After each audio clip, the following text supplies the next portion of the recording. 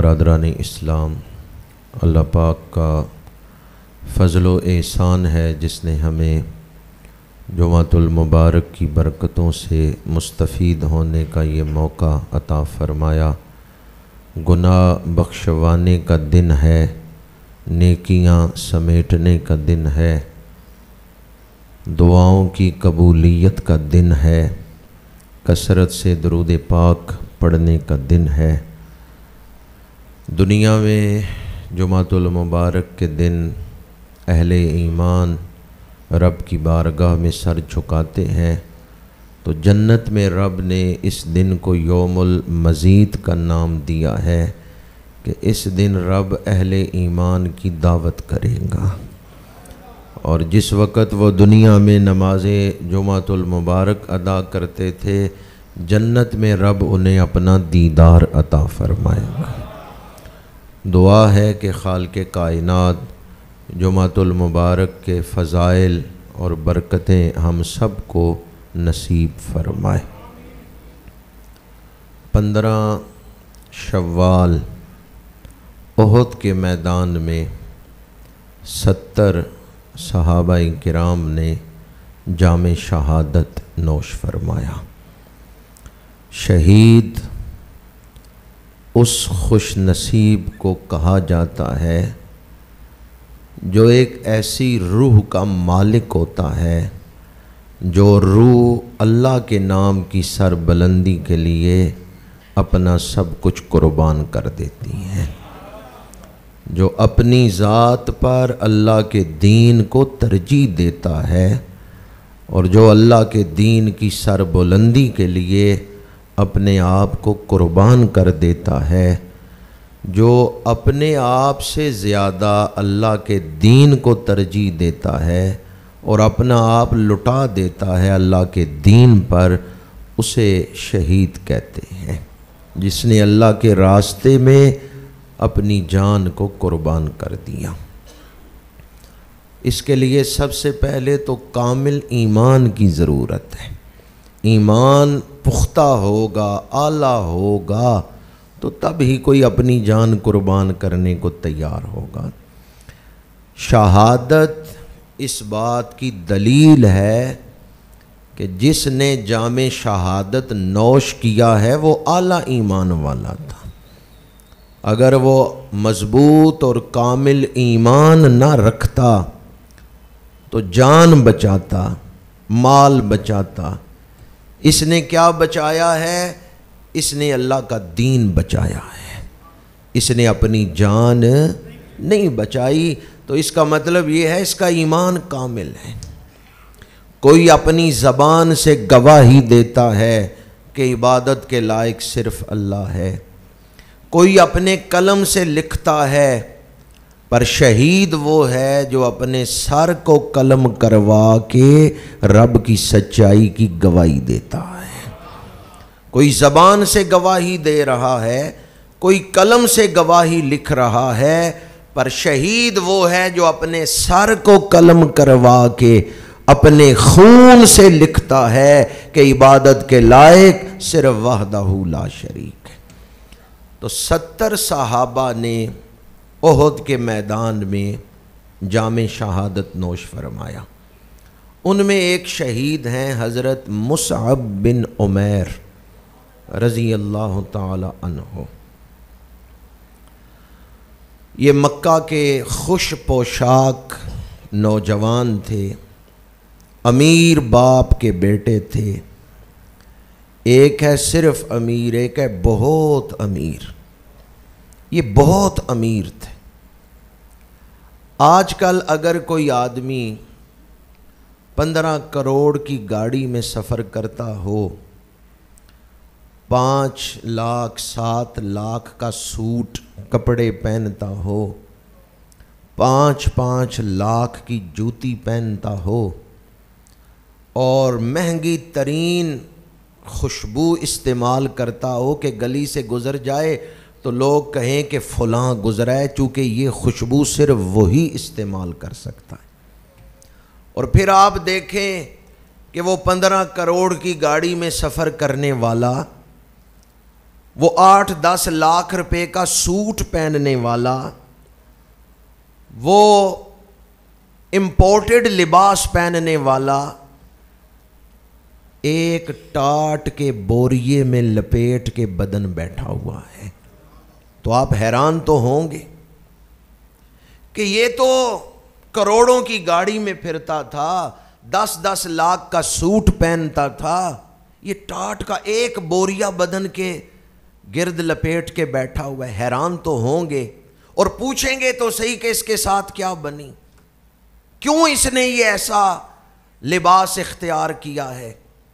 اور اگر اس وقت کوئی یہ کہے کہ سچائی کا ساتھ دینے کی وجہ سے یہ حال ہوا ہے، تو آپ کے دل میں پھر اس نوجوان کے لیے جذبات کیسے ہوں گے؟ محبت کے، تعریف کے، کہ اس نے سب کچھ چھوڑ دیا، حق کو نہیں چھوڑا۔ مصعب بن عمیر یمن سے منگایا ہوا سوٹ پہنتے، عام امیر لوگ کسی تہوار پر جو مہنگا جوتا پہنتے تھے، حضرموتی جوتا، حضرموت سے ان کے جوتے بن کے آتے تھے، مصعب بن عمیر روز وہی پہنتے تھے۔ مصعب بن عمیر مہنگی ترین خوشبو استعمال کرتے تھے، لیکن جب انہوں نے ان کے کانوں میں رسول اللہ کی آواز پڑی، لا الہ الا اللہ محمد الرسول اللہ صلی اللہ علیہ وآلہ وسلم، انہوں نے دل حضور کو دے دیا۔ حضور کی بارگاہ میں حاضر ہوتے ہیں، دین سیکھتے ہیں۔ ماں کو پتہ چلا، اس نے آپ کو گرفتار کیا اور جیل بند کر دیا گھر میں ہی، اور جو سہولیات دی ہوئی تھیں وہ سب واپس لے لیں۔ جو پیسہ ماں باپ کی طرف سے مل رہا تھا، ماں نے وہ سب روک لیا، باپ مر چکا تھا۔ حضرت مصعب بن عمیر نے کہا مجھ سے سب کچھ چھینا جا سکتا ہے، سچائی نہیں چھینی جا سکتی، میں حق کا ساتھ دوں گا۔ پھر آپ ہجرت کر کے حبشہ چلے گئے، پھر حبشہ سے واپس آئے مکہ، تو بال الجھے ہوئے ہیں اور ایک ہی ٹاٹ کا لباس آپ نے پہنا ہوا ہے، لپیٹا ہوا ہے ٹاٹ۔ تو میرے آقا کریم کی آنکھوں میں آنسو آ گئے۔ آپ نے فرمایا اللہ اور اس کے رسول کی محبت نے مصعب بن عمیر کو دنیا سے بے نیاز کر دیا ہے۔ اللہ اور اس کے رسول کی محبت نے مصعب بن عمیر کو دنیا سے بے نیاز کر دیا ہے۔ انہوں نے اپنے آپ کو کتنا بدلا، تجھ کو احتشام والی زندگی، پر آسائش زندگی چھوڑ دی، تکلیفوں والی زندگی اختیار کر لی۔ کیا اس پر وہ دل میں پریشان تھے؟ نہیں، ان کا دل مطمئن تھا کہ یہ جو میں غربت اور پریشانی دیکھ رہا ہوں، میں حق کے لیے دیکھ رہا ہوں۔ مدینہ منورہ سے کچھ خوش نصیب آئے مکے، انہوں نے حضور کے ہاتھ پہ بیعت کی، اسلام قبول کیا۔ ابھی حضور نے ہجرت نہیں تھی فرمائی۔ انہوں نے عرض کیا یا رسول اللہ ہمارے ساتھ کوئی اپنا مبلغ بھیج دیں جو ہمیں دین سکھائے، وہاں دین پھیلائے مدینہ منورہ میں۔ تو میرے آقا کریم نے حضرت مصعب بن عمیر کو منتخب فرمایا، یہ پہلے مبلغ بن کے مدینہ منورہ میں آئے۔ حضرت مصعب بن عمیر کی زندگی کا ایک پہلو میں نے آپ کے سامنے یہ بیان کیا ہے کہ انہوں نے پر آسائش ناز و نعم والی زندگی چھوڑ دی، انہوں نے مشقت والی جفا کشی والی زندگی اختیار کی، اور اس پر وہ بڑے مطمئن تھے۔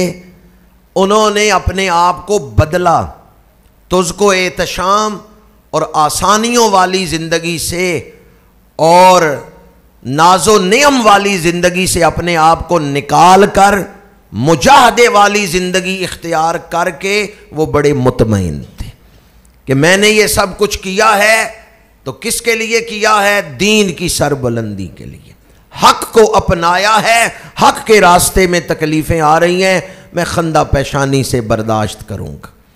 دوسرا پیغام آپ کی سیرت کا، حالات سازگار نہ ہوں، ناموافق حالات میں دین کا کام کیسے کرنا ہے، یہ کوئی حضور کے صحابہ سے سیکھے۔ دوبارہ عرض کر رہا ہوں، حالاتوں سازگار، لوگ آپ کے راستے میں آنکھیں بچھائیں اور پھر آپ دین کا کام کریں، اس میں کوئی مشکل نہیں۔ حالات ہیں ناموافق، ناسازگار، دشمنی کا ماحول، ناموافق حالات میں دین کا پرچم کس طرح بلند کرنا ہے، یہ کوئی حضور کے صحابہ سے سیکھے۔ حضرت مصعب بن عمیر کو مدینہ منورہ حضور نے مبلغ بنا کے بھیجا، وہ گھر گھر جا کے حضور کا پیغام پہنچا رہے ہیں، حضور کی شانیں لوگوں کو سنا رہے ہیں۔ حضور کی اجازت سے ہی انہوں نے جمعے کا دن مقرر کیا۔ ابھی نماز جمعہ فرض نہیں تھی ہوئی، ابھی حضور مدینہ منورہ تشریف نہیں لائے۔ یہ حضرت مصعب بن عمیر تھے جنہوں نے جمعۃ المبارک کا دن منتخب کیا کہ جمعے والے دن ظہر کی نماز سے پہلے میں حضور کی شانیں آپ کو سناؤں گا، تم سب نے فلاں صحابی کے گھر اکٹھے ہو کے وہ شانیں سننی ہیں، پھر ہم اکٹھے ظہر کی نماز پڑھیں گے، اس کے بعد ایک بکری ذبح کر کے گوشت تیار کر کے سب کو کھانا کھلایا جائے گا۔ یہ نماز جمعہ کی فرضیت سے پہلے حضرت مصعب بن عمیر نے معمول اختیار کر لیا تھا مدینہ منورہ میں رسول اللہ کی اجازت سے۔ تو آج جب جمعے والے دن ممبروں پہ حضور کی شانیں بیان ہوتی ہیں تو اس کا ثواب حضرت مصعب بن عمیر کو بھی پہنچتا ہے کہ اس کا آغاز انہوں نے فرمایا تھا۔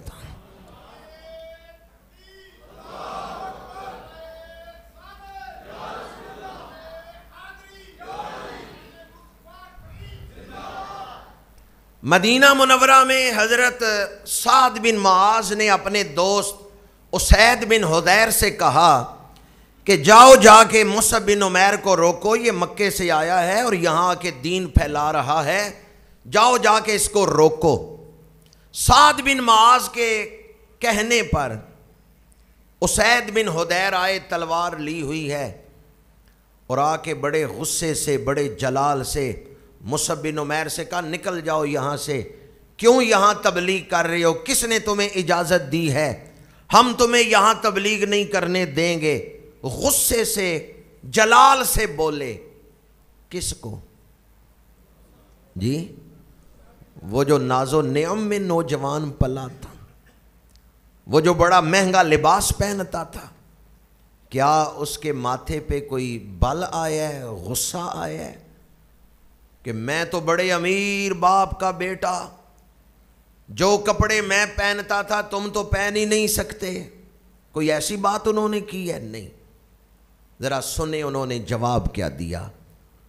انہوں نے کہا میرے بھائی اسید کیوں ناراض ہوتے ہو، میری بات سن لو، اگر میری بات ہو سچی انصاف والی تو پھر تم میری بات مان لینا، اگر میری بات سچی نہ ہو انصاف والی نہ ہو تو تم فیصلہ کر دینا کہ یہ بات درست نہیں ہے، میں خود ہی اس گھر سے اٹھ کے چلا جاؤں گا، میں ان کو تبلیغ نہیں کروں گا۔ اسید بن حضیر نے کہا مصعب تم نے بات تو ٹھیک کی ہے، میں بیٹھ جاتا ہوں سنتا ہوں، بتاؤ تم کون سی بات کرتے ہو۔ اب حضرت مصعب بن عمیر نے اس انداز میں اسلام کا تعارف کروایا ہے کہ اسید بن حضیر جو تلوار لے کے آئے تھے اور جلال میں تھے، وہ اسلام کا تعارف سن کے اش اش کر اٹھے۔ انہوں نے کہا مصعب مجھے یہ بتاؤ یہ دین قبول کرنے کا طریقہ کیا ہے؟ آئے تھے روکنے، اور چند گھڑیوں بعد ہی اسلام قبول کرنے کو تیار ہو گئے۔ حضرت مصعب بن عمیر نے کہا غسل کر کے آؤ میں تمہیں رسول اللہ کا کلمہ پڑھاتا ہوں، تم مسلمان بن جاؤ گے۔ اسید بن حضیر نے غسل کیا، حاضر ہوئے، حضرت مصعب بن عمیر نے کلمہ پڑھایا۔ جب اسید بن حضیر کلمہ پڑھ چکے تو انہوں نے کہا اب میں جا کے اسے بھیجتا ہوں جس نے مجھے تمہارے ساتھ لڑنے کے لیے بھیجا تھا، سعد بن معاذ۔ اگر انہوں نے کلمہ پڑھ لیا تو ان کا پورا قبیلہ کلمہ پڑھ لے گا۔ اسید واپس گئے، ایک حکمت سے بات کی اور حضرت سعد بن معاذ کو بھی بھیج دیا۔ سعد بن معاذ آئے، انہوں نے بھی آ کے غصے سے بات کی۔ انہیں یہ بھی غصہ تھا کہ میں نے اسید کو روکنے بھیجا تھا، وہ بھی کلمہ پڑھ کے گیا ہے، یہ بھی انہیں غصہ۔ تو اب بھی حضرت مصعب بن عمیر نے غصے سے جواب نہیں دیا۔ انہوں نے کہا میرے بھائی ساتھ بیٹھ جاؤ، میری بات سن لو، اگر میں بات غلط کروں تو مجھے ٹوک دینا، اگر میں بات ٹھیک کروں تو مان لینا۔ سعد بن معاذ نے کہا ٹھیک ہے، بات تو تم نے انصاف کی ہے، میں سن لیتا ہوں تمہاری بات۔ حضرت مصعب بن عمیر نے اسلام کا تعارف اتنی خوبصورتی سے کروایا کہ چند لمحوں بعد ہی سعد بن معاذ بھی کہنے لگے مجھے کلمہ پڑھاؤ، میں حضور کا دین قبول کرتا ہوں۔ کلمہ پڑھ کے سعد بن معاذ اپنے قبیلے کی طرف گئے، قبیلے کو اکٹھا کیا، کہا تمہارے نزدیک میری حیثیت کیا ہے؟ قبیلے والوں نے کہا تم ہمارے سردار ہو، ہمارے خیر خواہ ہو، ہمیشہ ہماری بہتری کی سوچ رکھتے ہو۔ حضرت سعد بن معاذ نے کہا کسی بوڑھے، کسی جوان، کسی عورت، کسی بچے سے میں کلام نہیں کروں گا جب تک تم سارے رسول اللہ کا کلمہ نہیں پڑھ لیتے، میں گفتگو نہیں بولوں گا ہی نہیں کسی سے۔ سارے قبیلے نے کلمہ پڑھ لیا، سارا قبیلہ حضور کا غلام بن گیا۔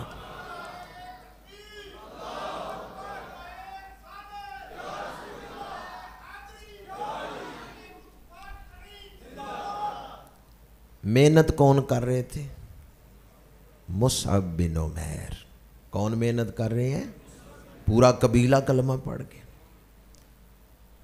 تو تشریح نہیں کر رہا کہ دامن وقت میں اتنی گنجائش نہیں ہے، نا موافق حالات میں، نا سازگار حالات میں کس طرح دین کا پرچم بلند کرنا ہے، یہ کوئی صحابہ کرام سے سیکھے۔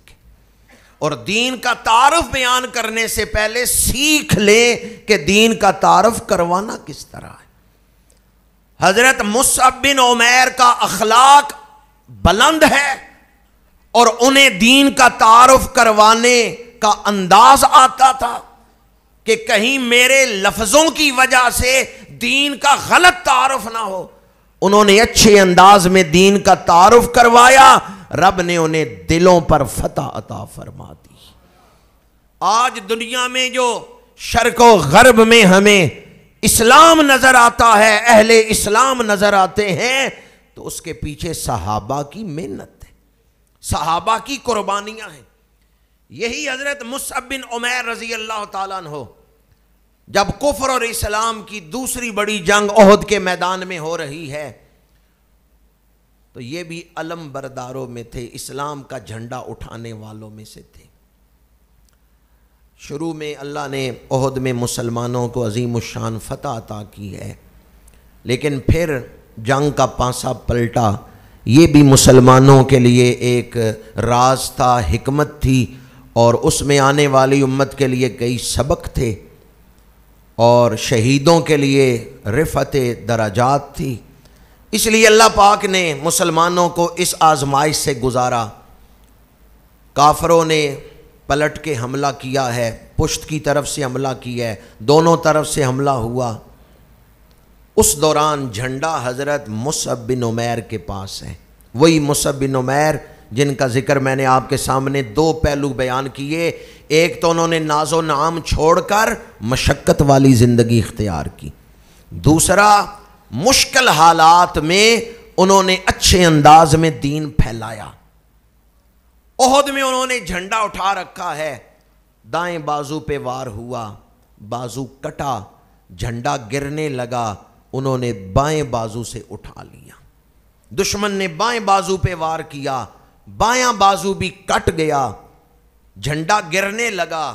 انہوں نے دونوں کٹے ہوئے بازوؤں سے جھنڈا نہیں گرنے دیا, جھنڈے کو سمیٹ کے سینے سے لگایا ہے.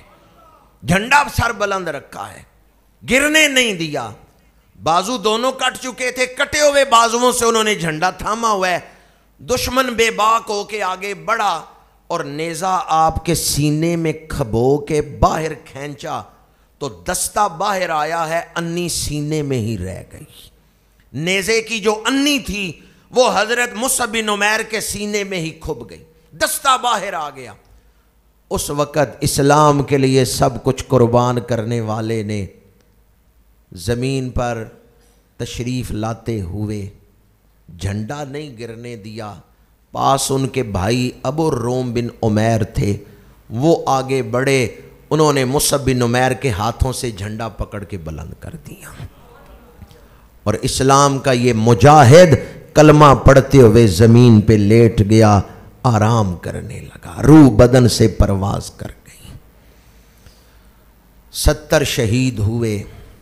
اللہ نے مسلمانوں کو پھر غلبہ عطا کیا اور دشمن میدان سے بھاگ گیا.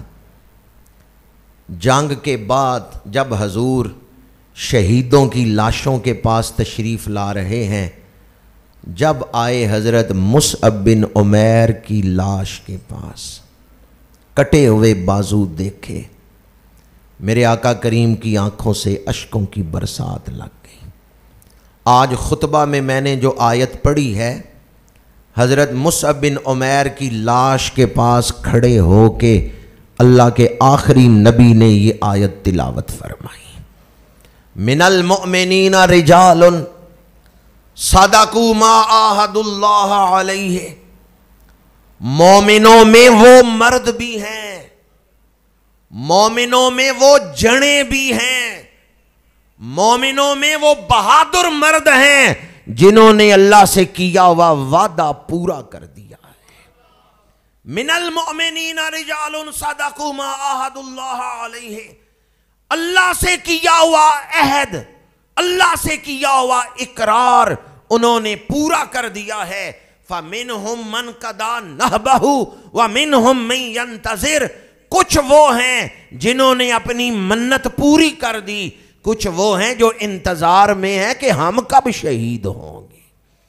کچھ شہید ہو گئے, منت پوری کر دی, نظر پوری کر ڈالی, اور کچھ وہ ہیں جو شہادت کے, میں ان کی بات کر رہا ہوں, آپ کیوں نہیں بول رہے, کچھ شہادت کے اگر ہمیں نصیب ہو تو ہم کتنے خوش نصیب ہو, مقدر والے ہوں. کچھ نظر پوری کر گئے, کچھ شہادت کے. اور پھر حضور نے آیت مبارکہ کے الفاظ تلاوت کیے, وَمَا بَدَّلُوا تَبْدِيلًا. انہوں نے اپنے آپ کو حالات دیکھ کر بدلا نہیں ہے, یہ ہر حال میں قائم رہے. دنیا نے اپنے آپ کو بدلا گھڑی گھڑی, ایک اہل عشق ہیں کہ جہاں تھے وہیں رہے.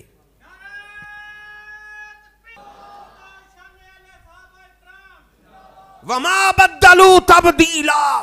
دنیا نے اپنے آپ کو بدلا گھڑی گھڑی, ایک اہل عشق ہیں کہ جہاں تھے وہیں رہے. اہل عشق ثابت قدم رہے. میرے آقا کریم نے قرآن پاک کی آیت تلاوت کی اور پھر حضور نے فرمایا, پہلے تو آیت پڑھ رہے تھے, اب حضرت مصعب بن عمیر کو مخاطب کیا. فرمایا, مصعب میں نے تجھے مکے میں دیکھا ہے, جب تو قیمتی سونا لباس پہن کے نکلتا تھا لوگ کھڑے ہو کے دیکھتے تھے.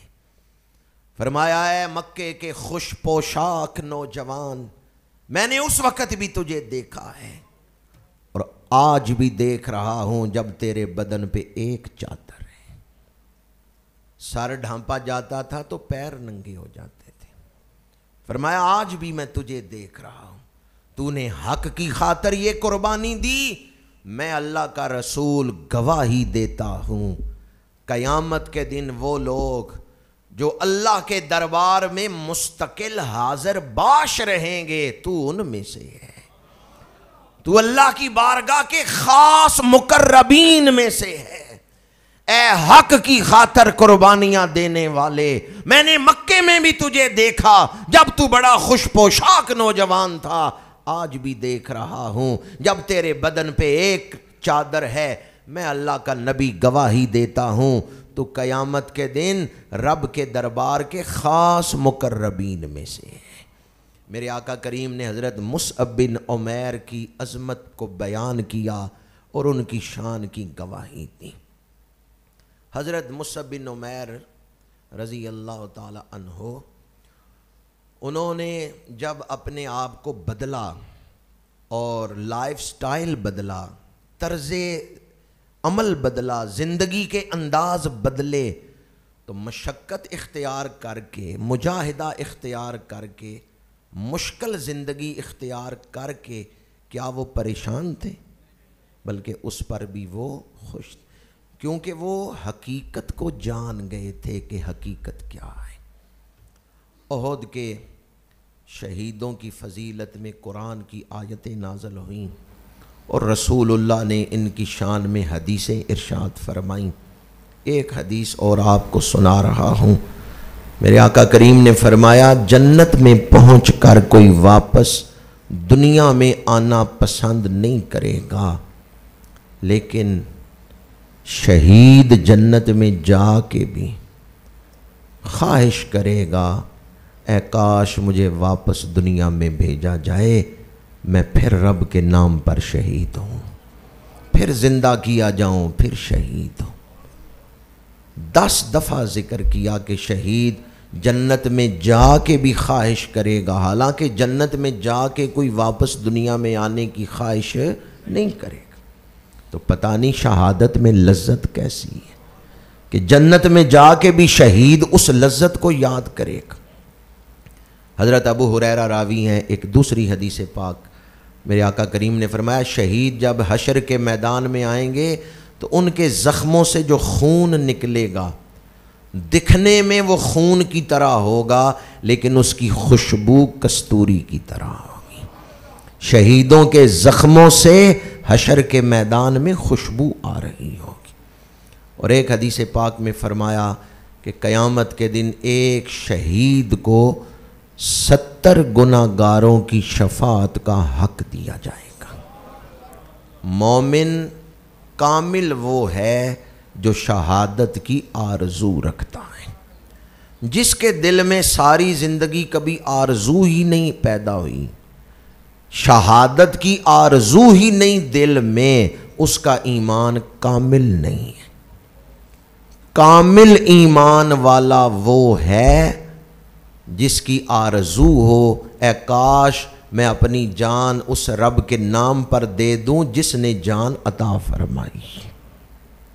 تو شہید اپنے ایمان کی معراج پر ہوتا ہے۔ کامل ایمان والا وہ ہے جو شہادت کی آرزو رکھتا ہے۔ یقیناً آپ سب بھی آرزو رکھتے ہیں، اللہ تعالیٰ شہادت کی موت عطا فرمائے۔ اچھا، آرزو ہو نا شہادت کی، موقع نہ بنے اور بندہ بستر پہ جان دے، اس آرزو کی وجہ سے اللہ اعزازی طور پہ شہادت کا رتبہ عطا فرما دیتا ہے۔ اور مسلم شریف میں حدیث پاک ہے، جس کو موت آئی اس حال میں کہ کبھی اس کے دل میں جہاد کا خیال ہی نہیں آیا اور کبھی اس نے اپنے آپ سے جہاد کی بات ہی نہیں کی، جس کو موت اس حال میں آئی کہ نہ اس نے جہاد کیا ہے، نہ کبھی اپنے آپ سے جہاد کی بات کی ہے، وہ اللہ کے راستے میں جہاد کو پسند ہی نہیں کرتا تھا، اسے منافقت کی موت آئی، منافقت کی موت آئی کہ وہ جہاد کو پسند ہی نہیں کرتا تھا۔ تو کامل ایمان والا وہ ہے جو اللہ کے راستے میں جان دینے کی آرزو رکھتا ہے۔ ہمارے ہاں